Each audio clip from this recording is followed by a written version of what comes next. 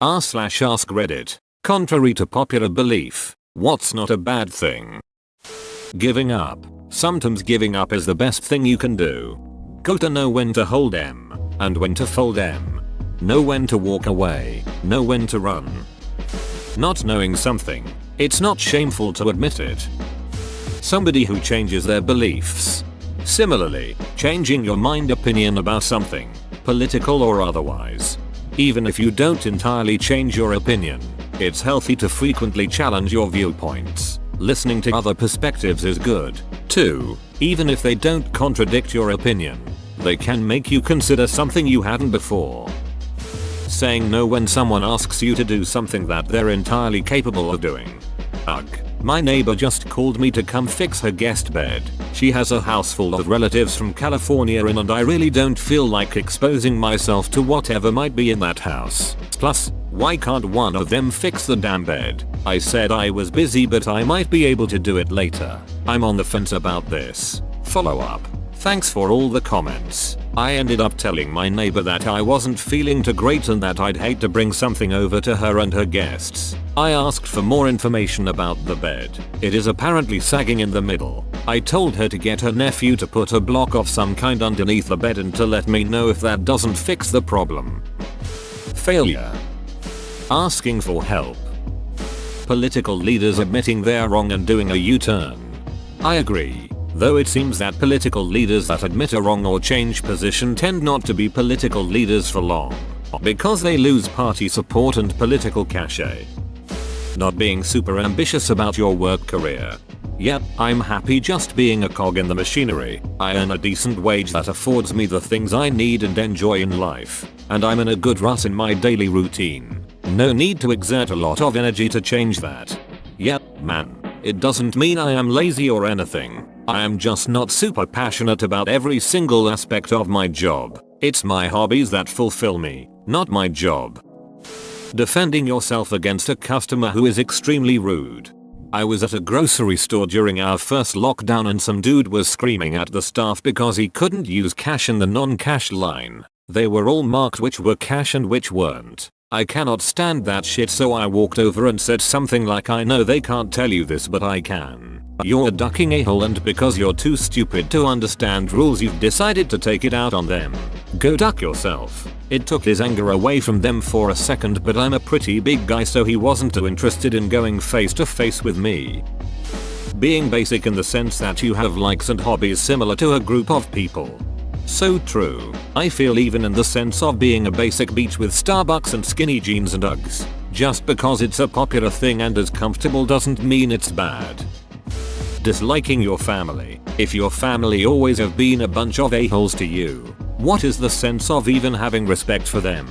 This one hits me for max damage. Glad to hear I'm not alone. Me 3. Toxic is toxic and I'm not having it. Message. That's it. Uncle Roger has started popularizing it.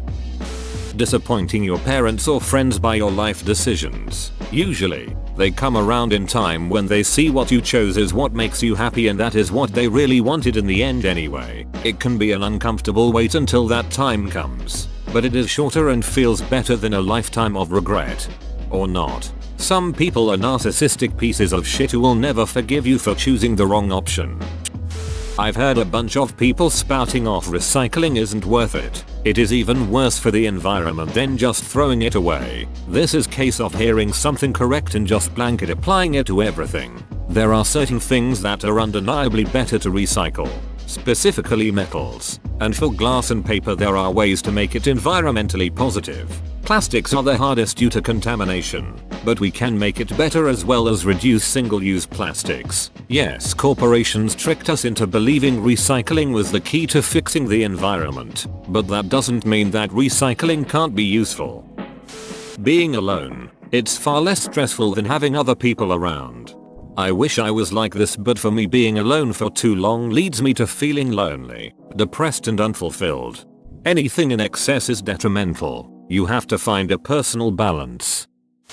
Gaming for a couple. Edit. Few hours straight. If you enjoy doing it and don't neglect your life, there really is no difference to binge watching something or reading a book.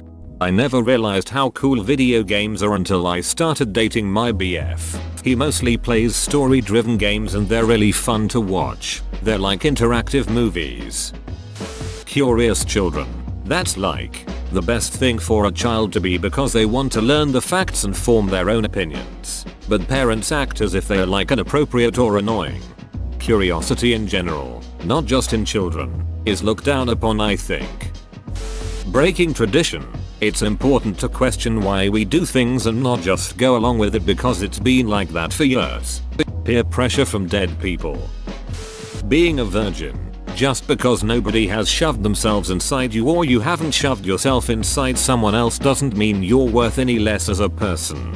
TBH, only toxic people make losing virginity as something important. Using a credit card. If you're sensible and ensure it's paid off at the end of every month. There are many perks, cashback, air miles etc. I'll take things I didn't want to learn or accept until I was 30 for $500. Alex.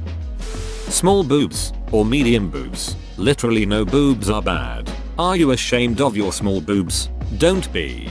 Are you a man ashamed of his man boobs? Don't be. Are you ashamed of someone else's boobs? Knock it off. Boobs are great. Boobs make the world go round. Give this man boobs. Not being into social media doesn't mean you are behind the times. It's a choice. Something about people not knowing everything about me and what I'm doing in my life is very peaceful to me. Being single. And being okay with being single and not constantly looking for a relationship. GMO and food. Without GMOs, corn wouldn't be edible. Watermelons would have way less flesh. Bananas would be vastly different if you hate artificial banana flavor. You'd hate OG bananas. Certain crops would yield far less and would much more susceptible to disease. Livestock would be far more expensive and less available. This could actually be a really good thing in reality, but at the time meat being readily available was a huge game changer. Not wanting to have kids. Introducing an entire human life into the world where it heavily depends on you physically, emotionally, and financially for over a decade is a huge deal that people should absolutely put a lot of thought into. Yet many people do it simply because that's just what you do and babies are cute. And then they're constantly complaining about how it's suddenly hard being a parent. Parenthood isn't for everyone. It's a huge decision. People should treat it as such instead of acting like it's a trend. I wish society would quit looking down on those who choose to live a more quiet and stable life instead. According to someone close to me, not having an opinion about something important to them is being rude and inconsiderate. I just think that I don't care about what they care about. It isn't important or offensive to me, so I don't care about it one bit. I'm not sure how to categorize this, but this bugs me about people. My husband and I have talked about this several times. We like to get each other's opinions on things and sometimes we don't have one because the topic or subject doesn't have any weight, impact, bearing or whatever on the comfort or discomfort or morals of our life. It's like selecting a bottle of water. Take 2 bottles. Same bottle type. Same amount of water. Same price. No difference in taste. Does it really matter which one you get? Using violence to defend yourself or others. It's sad that it comes to that, but if someone is hell-bent on causing you harm and your only choice is to use violence to stop them, it's not bad. It's sad that if you get into a fight at any school and you defend yourself, you also get in trouble. Fat in food. Saturated fat is very bad for you, but unsaturated fat is good and you need it in your diet. Crying. Holding it can cause way more harm than do it. Getting a full night's sleep every night and also having a good work-life balance. The two thing not being entirely unconnected. Receiving a very small tax return. It means you estimated your deductions correctly and you didn't overpay on your taxes. Settling. I put in quotes because it has such a negative connotation. But I went through a very rough divorce and it took me a bit to find someone who felt like they could be a life partner again. Because he is jobless and has no higher education degrees, though. Friends have accused me of settling for him. Well, yeah, I am. I'm settling for contentment and happiness. Why is that bad? Someone else might make you happier, fulfill your needs better, maybe. But like, I'm happy where I'm at. Why would I tear all that up because something could be? not liking animals, and this is coming from an animal lover. Some people just don't like them for various reasons, and so long as they don't mistreat them, they aren't monsters. Crying. I'm a 6 feet 3 inches 230 pounds construction worker and I cry a couple times a year. There's nothing wrong with letting your emotions out. Death isn't always a bad thing. There's a lot of people who suffer with degenerative illnesses or are in extreme pain every day of their lives. I saw this happen to my granddad after he had a brain tumor. By the end it was for the best that he passed away. Obviously untimely deaths are sad, but sometimes you need to accept that being alive and truly living are two different things. Not spending the holidays with your family. It's so much less stressful.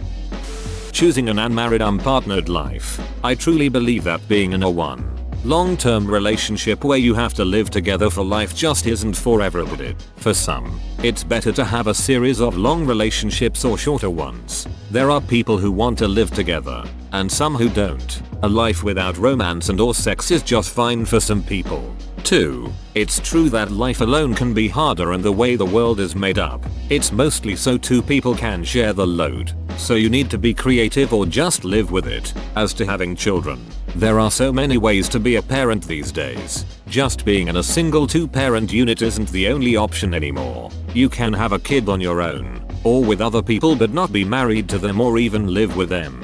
And you don't have to have 1 or 2 parent families. For some, opting out of the lifelong love roommate path will mean giving up the joy of children and grandchildren. But if they are willing to give that up for the life that fits them better, they shouldn't be shamed for it or feel they need to turn into someone who is anti-child. I'd love to have had children, but it just didn't fit into my lifestyle should be just as acceptable an answer as I would have loved to have had a jet-setting career, but I chose to focus on having a family instead. Whoa, you made it to the end? You're a ducking beast. I'll cut you a deal. Smash like and subscribe for more curated content, bruh. It's free and that's a great price.